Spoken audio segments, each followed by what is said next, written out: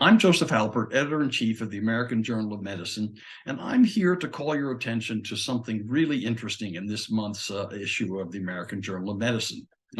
It comes from, interestingly enough, from Rio de Janeiro, from Dos Santos Barbeta and a group at the university there.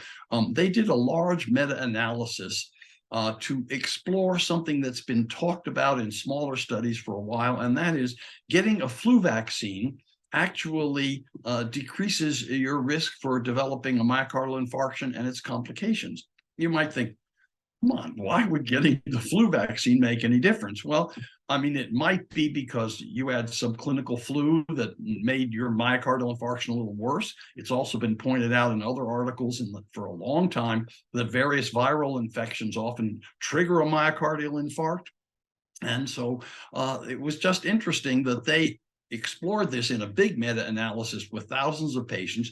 And in fact, they confirmed what had been seen in smaller studies, that getting the flu vaccine does decrease the likelihood of a complicated myocardial infarction. It wasn't a giant decrease, but there was a definite statistically significant decrease.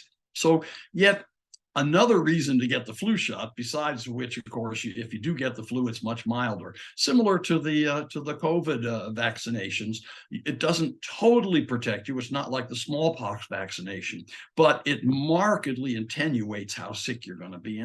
And of course, that's really important. In any case, it's an interesting article. Take a look at it. Lovely figures to go with it.